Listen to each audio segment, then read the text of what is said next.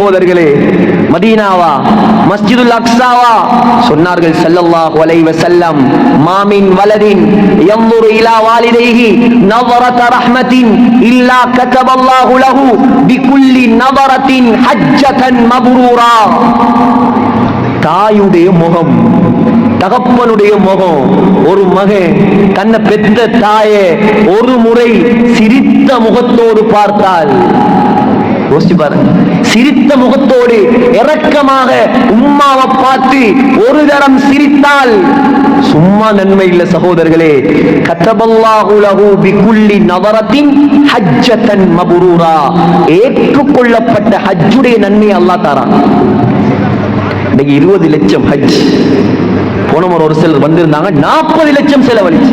ஏன்? ஃபுல்லா அவரு கிளாக் டவர் வேணுமா?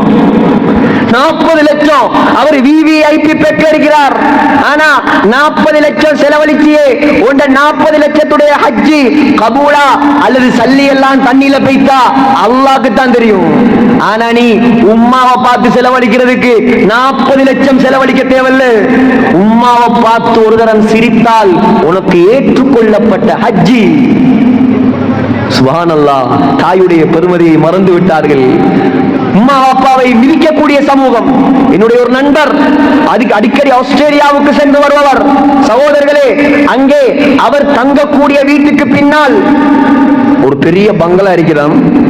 அந்த பங்களாட உரிமையாளர் யார் தெரியுமா? சொல்லுங்களே, அந்த பங்களாட உரிமையாளர் யார் தெரியுமா? ஒரு நாயா. நான் கேட்டேன், நாயா? ஓ ஹஸ்ரத், என்ன விஷயம் தெரியுமா? அந்த நாட்டில ஸ்ரீலங்கால எப்படி ஹியூமன் ரைட்ஸ் இருக்குதோ அத போல ஆஸ்திரேலியால எல்லாம் மிருகங்கள், பெட்ஸுக்கு, வளர்ப்பு பிராணிகளுக்கு என்று தனி உரிமைகள் இருக்கு. ஒருத்தண்ட நாயை பார்த்து, பூனையை பார்த்து நீங்க ஒரு கெட்ட வாயால ஏசினால், கெட்ட வார்த்தையால் ஏசினால் அதை ரெக்கார்ட் பண்ணி அவன் போலீஸுக்கு கொடுத்தால் 1 லட்சம் ஆஸ்திரேலியன் டாலர் ஃபைன் கட்டும். நாயை பூனையை வளர்க்கக்கூடியவங்க ஒரு சிலர் கல்யாணம் முடிக்காம அந்த ஊட்ட, சொத்த, கார நாய்க்கு பூனைக்கு எழுதி வைக்கிறான். நான் மண்டையை போட்டாலும் நாய் பூனை வாழணும்.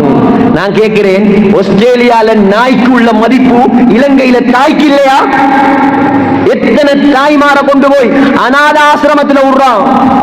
எத்தனை தாய்மார் வீதிகள்ல உட்கார்ந்து கொண்டு கிழங்கு வித்து கொண்டு, மாம்பழம் வித்து கொண்டு, ஏனும்மா உங்களுக்கு பிள்ளைகள் இல்லையா? இருக்கிறாங்க வாப்பா, ஒத்தரும் உதவி இல்லை.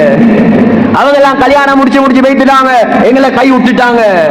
சகோதரர்களே, சாதாரண பாவமாயுது, சாதாரண பாவமாயுது. நீ சின்ன பிள்ளைகள் இருக்கும் போது உனக்கு பேச தெரியுமா? உனக்கு நடக்க தெரியுமா?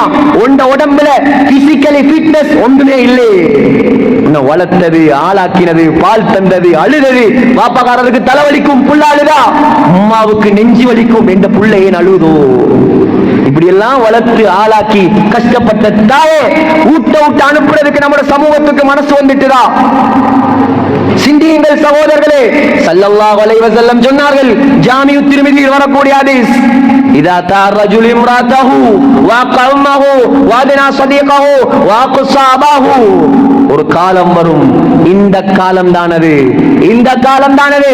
சொன்னார்கள், மனிதன் முஸ்லிம் ஆம்பளை பொண்டாட்டிக்கு வழிபட்டு தாயை ஒதுக்கினால், பொண்டாட்டில பேச்ச கேட்டு தாயை நோகடித்தால், நன்றாக கவனமாக கேளுங்க, உங்களோட பொஞ்சாதிமார், உங்களோட மனைவிமார் சொர்க்கம் போக வேண்டும் என்றால் நீங்க பொருந்திக் கொள்ளும்.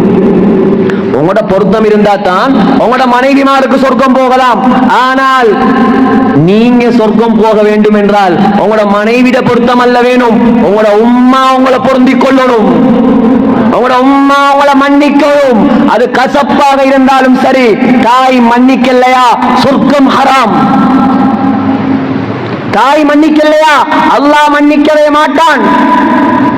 சொன்னார்கள், மனைவிக்கு வழிபட்டு தாயை நோவடிக்கும் காலம் வந்தால், வாதினா சதீகஹு, நண்பனோடு நெருக்கமாகிக் கொண்டு, நண்பனுக்கு அடிமையாகிக் கொண்டு தகப்பனை தூர எறியும் காலம் வந்தால், சொன்னார்கள் ஸல்லல்லாஹு அலைஹி வஸல்லம், ஃபல்யர்தகிபு இன்த ذلك ريحا عمراء وخسفا ومسخا وخذفا وزلزلة وآيات تتابع كنظام بال قطع سلكه فتتابع.